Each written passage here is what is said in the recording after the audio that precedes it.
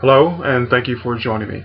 Today we'll be going over research information on lesser known personalities and local figures, and we will be using the Duplin County Register of Deeds website in order to find out this information. So let's get started.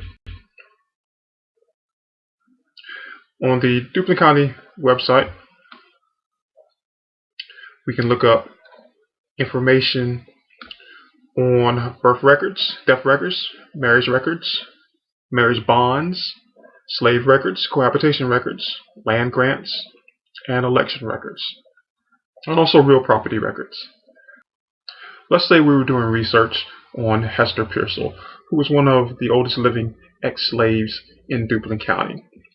We can start off with death records, since we know that she died in Duplin County. So we'll type in her name,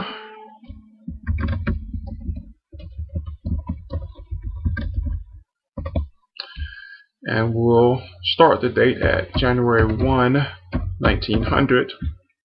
Since we know the book that was written about her was done in 1951, we know that she was alive during that year, so we will have the last date as January 1, 1970, and we'll do a search. And it pulls up the information on Hester. It tells us that she died September 22nd, 1953, and if there was information on the mother and father, if their names were available, they would be listed here. It also gives the book and page number where we can find the actual physical document at the Duplin County Register of Deeds. So we can print this page. And this document comes up, and we can take this document to the Register of Deeds for further research. Now let's say we want to find out if there were any marriage records for Hester Pearsall. We'll take a look under marriage records.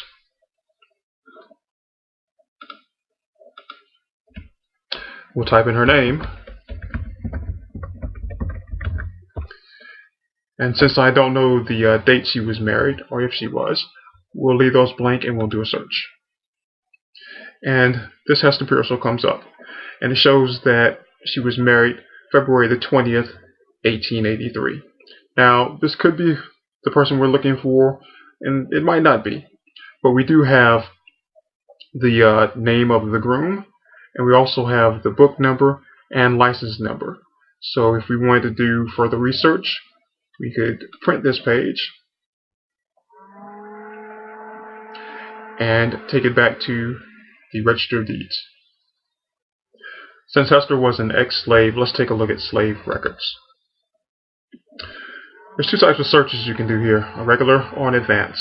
Usually I would prefer doing the advance because, as you can see here, if you have the information of the slave, it really isn't going to help you much. You either need to know who owned the slave or who was buying the slave. So a lot of times slaves took the last name of their master, so we'll type in Pearsall and see what happens.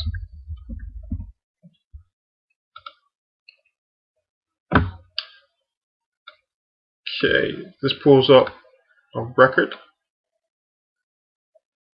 of James Pearsall, Jeremiah Pearsall. These are all the Pearsalls who owned slaves in Duplin County. And this is an ID number and a page number and a filing date and the type of document it is. This one is a bill of sale, and the description tells the name of the slave who was sold. And this gives the buyer's name here, and there's a link to an image. So we can actually see the physical document that was created during this time period. And here it is. This is the actual document that is on file at the Register of Deeds. And if you wanted to, you could save the document or print it. I hope you enjoyed this brief walkthrough of the Duplin County Register of Deeds database. And I want to wish you luck on your research efforts.